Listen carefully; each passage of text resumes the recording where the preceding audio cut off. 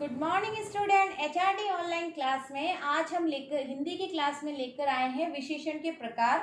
जो कल हमने विशेषण के बारे में पढ़ा था कि विशेषण किसे कहते हैं और विशेषण के प्रकार मैंने आपको 4 प्रकार बताए थे कि विशेषण मुख्यतः 4 प्रकार के होते हैं। कौन कौन से?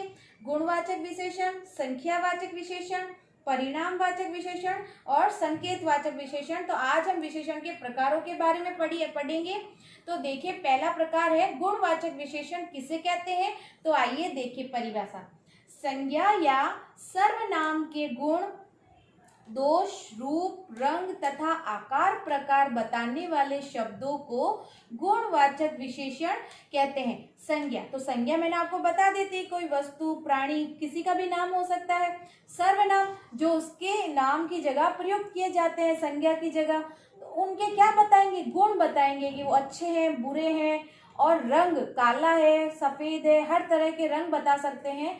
और रूप, किस तरह का है, मोटा है, छोटा है, आकार प्रकार बता, जो शब्द बताएंगे उसे हम क्या कहेंगे? गुणवाचक विशेषण कहेंगे। जैसे आकाश का रंग नीला है। आकाश तो आप सबको पता है ना, उसका रंग कैसा है? नीला है। तो नीला रंग उसकी क्या हो गई? विशेषता हो गई। क्या हो गई?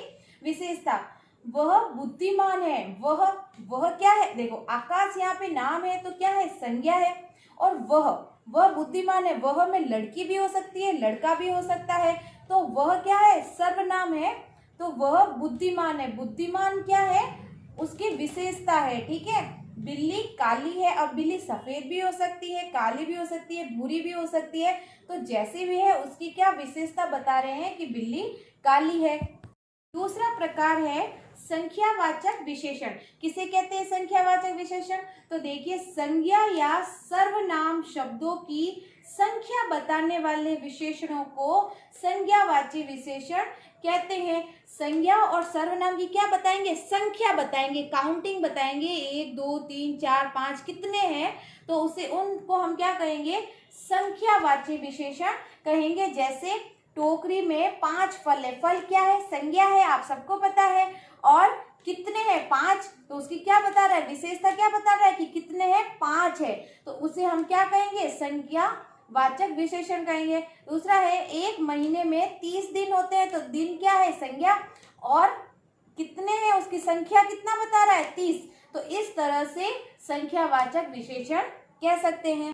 तीसरा प्रकार है परिणामवाचक विशेषण। परिणामवाचक विशेषण, तो संज्ञा या सर्वनाम की नाप, तोल, वजन, परिणाम आदि बताने वाले शब्दों को परिणामवाचक विशेषण कहते हैं। देखिए, हमने संख्या में क्या पढ़ा था, जिसमें 1 2 3 काउंटिंग बताता था। लेकिन परिणाम में क्या बताएगा कि अगर हम कोई चीज लेने के लिए जाते हैं, शक्कर लेने के लिए जाते हैं, चावल लेने के लिए जाते हैं, तो हम उसको किस में लाते हैं? कीगा में लेकर आते हैं। तेल लेकर आते हैं तो उसको लीटर में लेकर आते हैं। तो जिसमें हम उसको नाप, तोल, वजन और परिणाम शब्दों का पता लगा सकते हैं, उसी को हम परिणामवाचक विशेषण कहते हैं। जैसे 5 कीगा चावल पकाओ। तो चावल कितने कीगा पकाने हैं? 5 कीगा, है ना। वहां हमने फल कितने थे? 5 फल थे, तो हम काउंट कर सकते थे। और इसमें क्या होगी? मात्रा का मापन होगा। तो क्या हो गया? 5 कीगा चावल पकाओ। मेरे कप में 100 ग्राम दूध है। हम 100 ग्राम दूध को क्या हम अलग अलग एक काउंट कर सकते हैं क्या? ऐसे नहीं कर सकते ना। तो उसका माप बता रहा है। कितना बता रहा है? 100 ग्राम दूध है। तो इस तरह से जिस चीज का उस परिणाम बताने वाले शब्दों को हम क्या कहेंगे? परिणामवाचक विशेषण कहते हैं।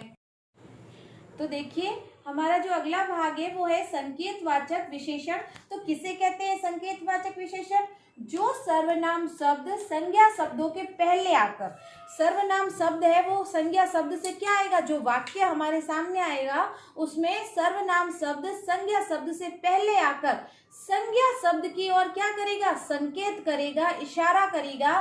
तो उन्हें हम संकेतवाचक विशेषण कहते हैं। जैसे यह उसकी पुस्तक है। तो पुस्तक क्या है? संज्ञा है। और संज्ञा शब्द से पहले क्या आ गया? यह सर्वनाम आ गया। और किसकी तरफ इशारा कर रहा है? पुस्तक की तरफ। यह उसकी पुस्तक है।